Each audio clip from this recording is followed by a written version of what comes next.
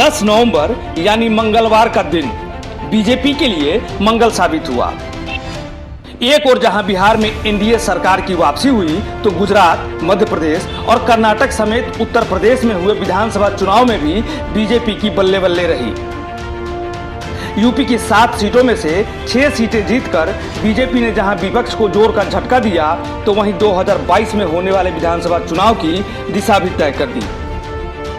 दरअसल हाल ही में एसपी प्रमुख अखिलेश यादव ने कहा था कि उपचुनाव के नतीजे 2022 के चुनाव की दिशा तय करेंगे, लेकिन नतीजों में जो विपक्ष की नुमाइश रही, अगर यही चुनाव की दिशा है तो 2022 में भी विपक्ष की सीट विपक्ष में ही सुरक्षित नजर आ रही है, क्योंकि दलित से लेकर ब्राह्मण वोटों की सियासत को लेकर उपजे विवाद, कानून व्यवस्था पर विपक्ष के आरोपों के बीच बीजेपी ये संदेश देने में सफल रही है कि जनता का उस पर भरोसा अभी कायम है।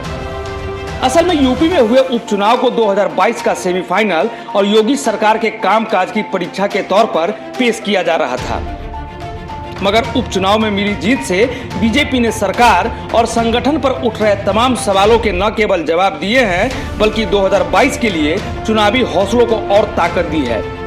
विकास दुबे के एनकाउंटर के बाद प्रदेश में ब्राह्मण वोटों को लेकर सियासत गर्म थी। विपक्ष योगी सरकार को ब्राह्मण विरोधी करार दे रहे थे। इसी तरह हाथरस घटना को भी दलित बनाम ठाकुर करने की पूरी कोशिश की गई, लेकिन इसका चुनावों पर कोई असर नहीं दिखा। खुद को 2022 के सत्ता का दावेदार बता रही एसपी मल्हानी की अपनी परंपरागत सीट संघर्ष के बाद बचाने में सफल तो रही, लेकिन जीत का अंतर घट गया। वहीं बांगरमऊ सीट पर तीसरे नंबर पर खिसक गई। एसपी के लिए इसे बड़ा झटका माना जा रहा है। बीएसपी आमतौर पर उपचुनाव से परहेज करती है, लेकिन उसे इस चुनाव में 18% से अधिक वोट मिले हैं। उसने भले ही अपना वेश बचा कर रखा है, लेकिन जीत की रेस से वो अभी भी काफी दूर है। सबसे बुरी गत तो कांग्रेस की हुई। पार्टी के शीर्ष चेहरों के दौरों और आक्रामक आरोपों से उम्मीद तलाश रही कांग्रेस के लिए इनकी चमक अभी जमीन पर बेअसर ही दिख रही है।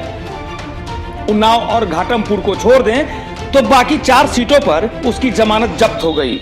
इससे साफ है कि पार्टी के कर्णधारों को औपचारिक दौरों से बाहर निकलकर यूपी को अस्थायी ठिकाना बनाना होगा और संगठन के कील कांटे दुरुस्त करने होंगे। न्यू इंडिया पोस्ट की रिपोर्ट।